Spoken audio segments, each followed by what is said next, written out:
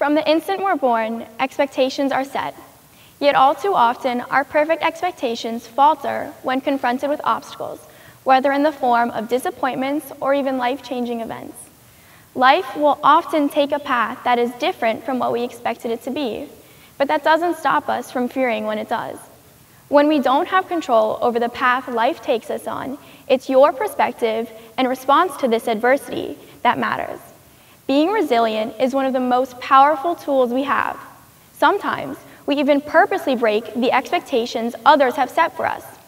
People inherently have a rebellious side to defy these expectations and make what the others thought impossible, possible. This is a phenomenon that has continued to amaze me and hits especially near to my heart. This is a picture of me and my cousin Charlie. We're about 7 years old here, and there's not much of a difference between us. We're only 2 days apart, but pictures can be deceiving. Fast forward to today, and Charlie and I are both juniors in high school. He's a happy, hilarious high school student going through each day thinking about the same things we do. What outfit he's gonna show off at school today, how'd he do on that test, wondering if he's gonna pass his written driving exam, and most recently, thinking about which colleges he might apply to in the fall. But there's something behind this picture. What it doesn't show is that our paths in life had already begun to diverge. Because when Charlie was 3 years old, he was diagnosed with Duchenne Muscular Dystrophy, the most fatal genetic disease. To understand what that means, imagine yourself standing at the edge of a cliff, with the other side just beyond your reach. Your one goal in life is to get to the other side safely. It's no problem though, there's a bridge. Just cross over and continue along your journey. But take away this bridge, and suddenly you're stuck, finding yourself unable to continue along any normal path at all. In the context of our bodies, a protein called dystrophin is this bridge. It's what makes us all be able to walk, breathe, and get our hearts pumping, things we don't even think about doing in our day-to-day lives. But for the children suffering from Duchenne, there is no bridge to the healthy, normal life on the other side. Their bodies cannot produce the dystrophin protein, leaving them vulnerable to painful muscle atrophy. Charlie is only one of about 20,000 boys in America suffering from this disease. It affects all muscular systems in the body, including the heart and lungs. By early teens, most are wheelchair-bound, and by their late 20s, all will succumb to heart or lung failure. This rare disease attacks quickly and demands our attention, affecting young boys most severely due to an X chromosome defect. Duchenne is usually hereditary passed on to all boys in the family, but in 35% of cases, the gene mutates spontaneously with no warning at all, as it did with Charlie. By chance, he got stuck with this disease that pervades every muscle in his body, making each day a challenge. Over 200,000 kids are affected worldwide, and there is 0% chance of survival. So you can only begin to understand the shock my aunt and uncle, 2 Harvard graduates with 3 young kids and big plans for that big, bright future, had in hearing that their perfectly healthy toddler actually had one of the most fatal diseases. So guaranteed an outcome that even the doctors who had diagnosed Charlie said that there was nothing that could be done. No cure, no hope, and 100% fatal. Yet remarkably, they didn't stop and give up. Given a death sentence rather than a diagnosis, my Aunt Tracy and Uncle Benji determined to fight relentlessly to save their son and others like him. So they founded Charlie's Fund, a nonprofit organization aimed at funding the groundbreaking research needed to find a cure. And for the past 14 years, Charlie's Fund has spearheaded huge movements in research and awareness to help save the next generation of boys before it's too late. Thanks to their tireless effort, there is growing optimism for the families and boys affected by Duchenne. With each new discovery, there's a new piece of hope for these boys, giving strength to them when they are at their physical weakest. The fight against Duchenne is not only one against the clock, but it's also been about fighting all the things that get in the way of your efforts. Again, life always seems to take just another turn when things start looking better. In this case, they now had to fight against regulatory agencies like the FDA. Time is not on our side when fighting Duchenne, which is why it was so crucial not to back down even when the FDA delayed approval for a promising treatment called eteplirsen. In 2013, the Race to Yes was founded as a social media-driven campaign advocating for petitions to fast-track this drug to approval, and most importantly, help organize scientists, doctors, and families of children affected by Duchenne to lobby Congress. The testimonies from the parents of the boys with Duchenne on Capitol Hill, including those from my aunt and uncle, revealed raw and heartbreaking truths about the fate of their sons.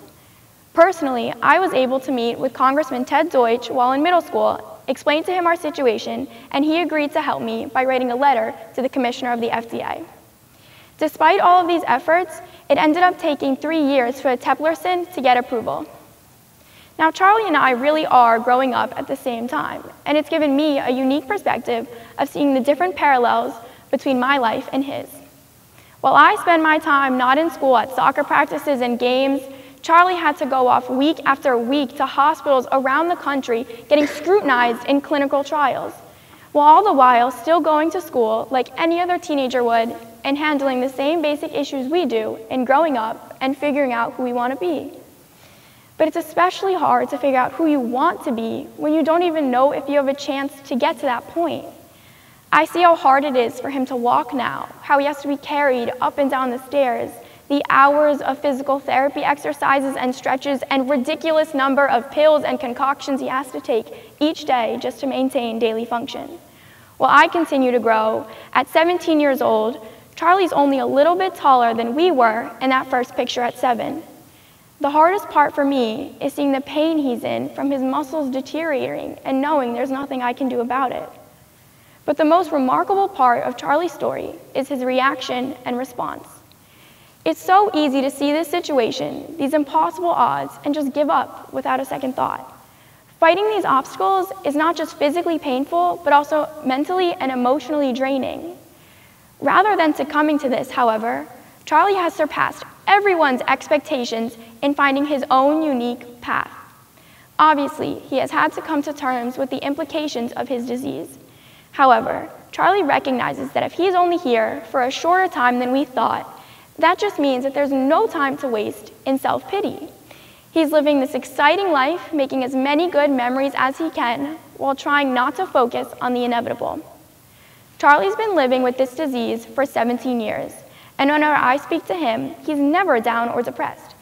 He's honest about the physical limitations of this disease and has found a way to carry on beyond those limits and have fun and just be a regular teenager.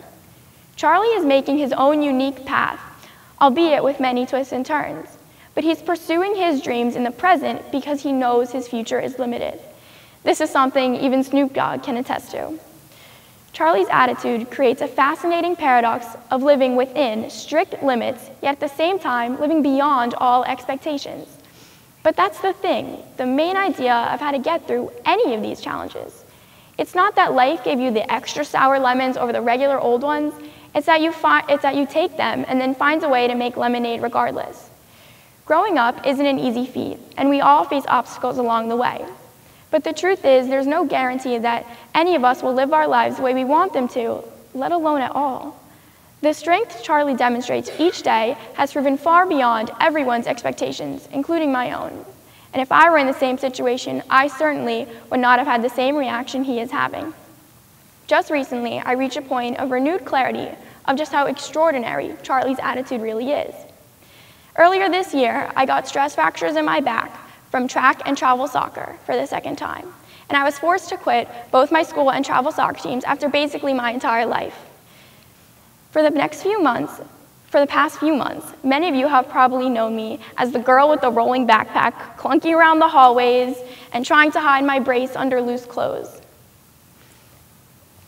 It turns out stress fractures are actually a pretty common injury, but stuck as I was in my own personal bubble, I was devastated to being told I had to stop what I loved most. Again, this was only temporary. I'm making a full recovery and I'll be back to my normal life very soon. I only had to have a rolling backpack. But at the same time this was going on, Charlie had to finally start using an electric wheelchair to get around school because it was too painful for him to walk anymore. And here is where the biggest difference between us lies. Yes, this was a sign that the next phase of Duchenne was rapidly encroaching and trying to place yet another limit on his life. But to Charlie, it was also a tool for independence. He doesn't think of this as a limitation, but as a liberation. It's giving him the mobility and freedom he didn't have while trying to walk.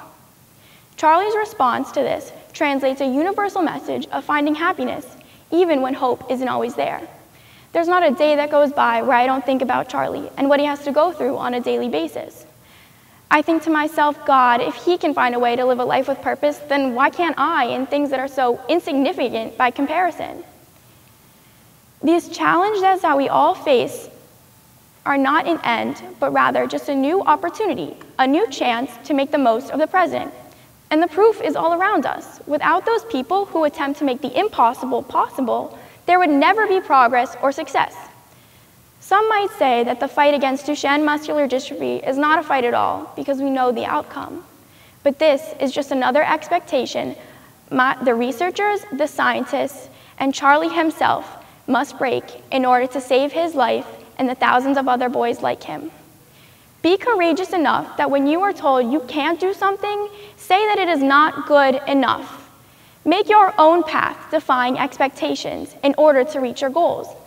I hope you take Charlie's story to heart and find a way to look at your life just a little bit differently. Be conscientious in your response to adversity, because that is a deciding factor to break expectations. By taking responsibility of our new realities, we can find a way to make those hurdles in life just a little bit shorter. Thank you.